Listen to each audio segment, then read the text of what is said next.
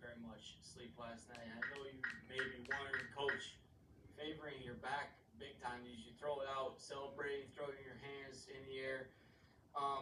No, believe it or not, it does quite a number on your lower back and your whole back in general when you are carrying around two massive bowling balls in your jock strap everywhere you go. That's right, I did it. I believe I came on here not too long ago and told you guys we are the best team in the NFL. We are going to win a Super Bowl title. Did you watch the game last night? You know, we might as well done inter squad scrimmage. Anything we wanted to do, offense, defense, special teams, you name it. We are the best team in the NFL, and I don't want to, kind of take the parade route already, but I knew it all along. Listen, I could say a lot of stuff up here today, but I think first and foremost, boom, drink that in. Everybody says, hey, go get you one of these. Guess what? Got one of these. Now, granted, this is the Super Bowl ring that I had made 2 years ago when we were in the last Super Bowl. So this is kind of this is my Monday ring. I wear this on Mondays after a big win. I will be getting a new one, or a real one, if you will. This is just a placeholder. Okay. As far as what everybody said all year, listen, I understand you're a head coach in the National Football League.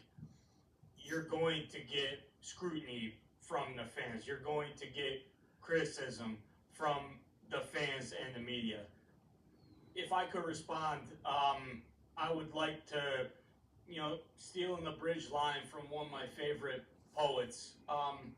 Curtis Jackson once said, I know I'm here for a real reason, because some of these coaches got hit like I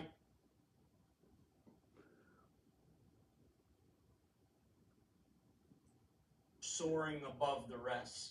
A lot of people talking about my contract going into last year of my contract. Coach, what are you going to do? They wanted to fire you all year. Everybody at ESPN, in the Philly media, all the fans, they wanted you fired. Sorry.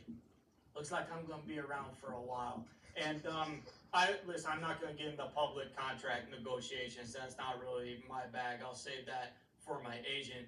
But if Liam Cohen is making $14 million down in Jacksonville, I want $40 million a year. And, I think I'm entitled to that. Once again, not going to hammer this home. Maybe just a modicum of respect. Just an ounce of respect. 48 wins in my first 2 years. Okay? That's the second highest all time in NFL history. George Seifert was the first. He was pretty good. I don't know, with those 49ers teams.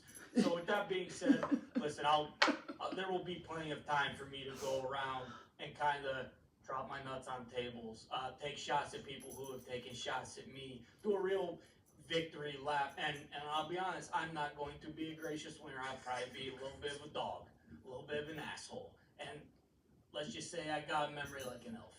I remember everything that anybody has ever said about me, going back to, Mount Union and IUP. So if you're an Eagles fan, you didn't love me, you didn't want to see me, get used to it, because the dog's coming back, and the dog's going to be in Philly for a long, long time.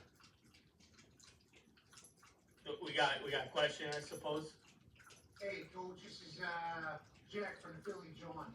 What about Kellen Moore potentially leaving your team to go down there to New Orleans Saints? That's a good question. Listen, I said it last night on the broadcast. A lot of people, another thing to shit on Coach Sirianni about. He uses, colorful language after winning a Super Bowl. I said run that shit back.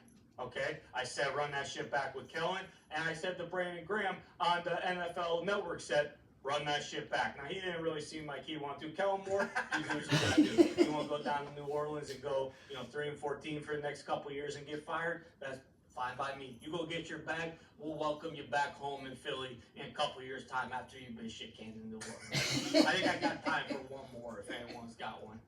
Yeah, Coach, Dan Orlovsky, ESPN. Of course, I knew you guys were going to do great, and I'm very. Yeah, I bet you did, Dan. I'm gonna cut you off right there. Now listen, a lot of people want me to just storm out here, be mad at you. You say, Dan Orlovsky, this guy didn't believe in me all year long. He's calling for my job, actually.